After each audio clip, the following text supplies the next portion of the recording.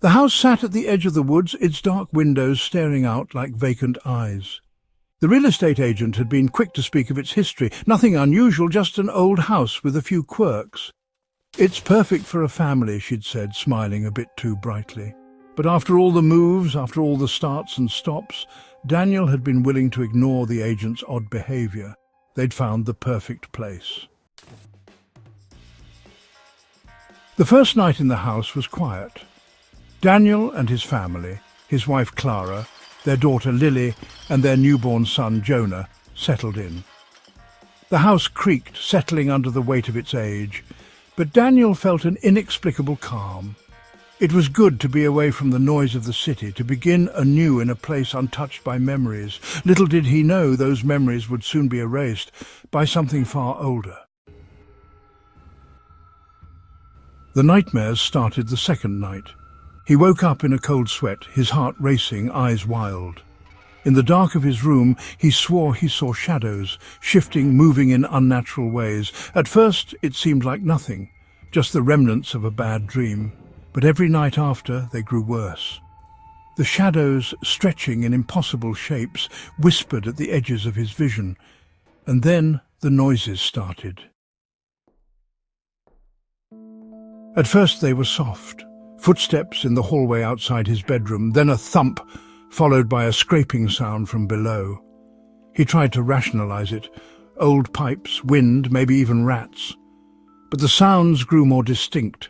Footsteps that echoed in the hall as if someone were walking in the dark, a low, guttural growl coming from the basement.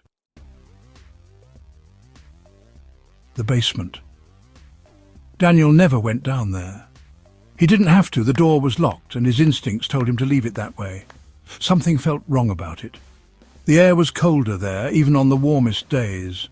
But the house demanded it, pulling him, urging him to understand what was hidden beneath. Clara's casual curiosity only made it worse. "I've been hearing things, Daniel. Do you think we should check it out?"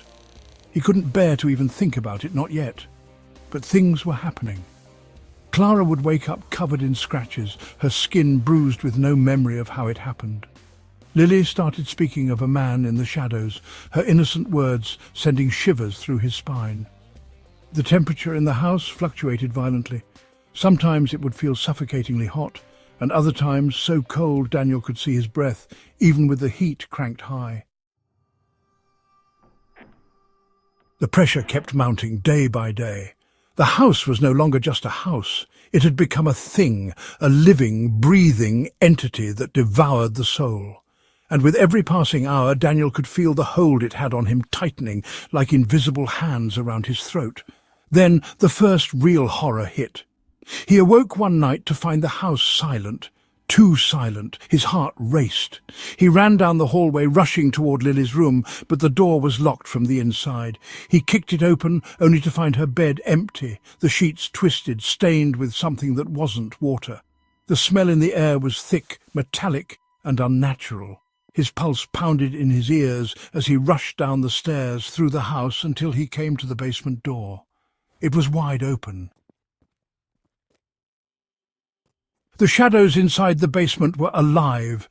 They writhed, stretching across the walls, curling like smoke. A sound deep and vibrating seemed to hum from the walls themselves. He descended the stairs slowly, his breath shallow, eyes wide in terror. There in the centre of the room lay Clara, her body contorted, eyes staring blankly toward the ceiling, and Lily. His sweet, innocent Lily. She was there too. Her body covered in scratches, bloodied and bruised, as though she'd fought to escape. And then in the corner of the room he saw it, the portal.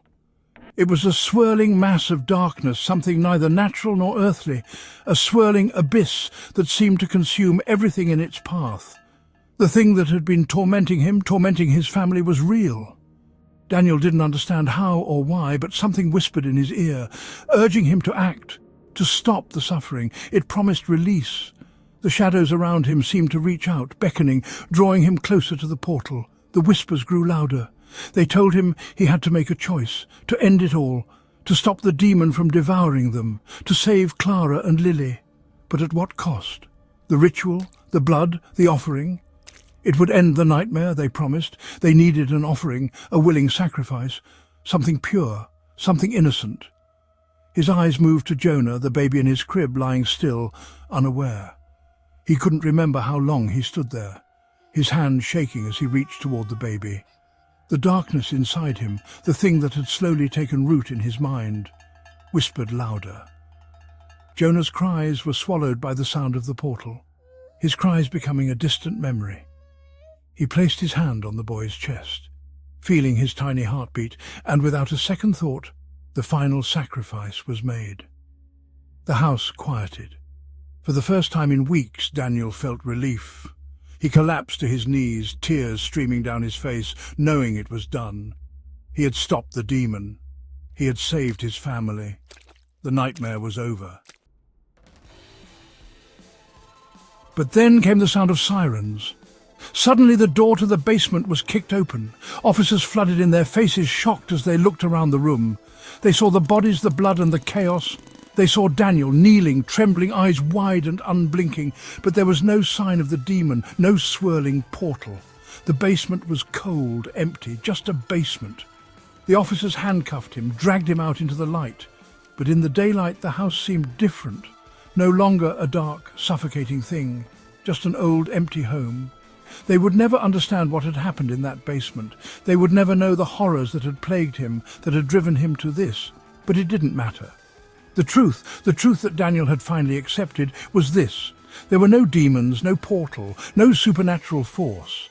It had all been inside him, building, festering, an unstoppable force, waiting for the right moment to break free. Daniel wasn't haunted by ghosts. He was haunted by his own mind. The house wasn't cursed. He was.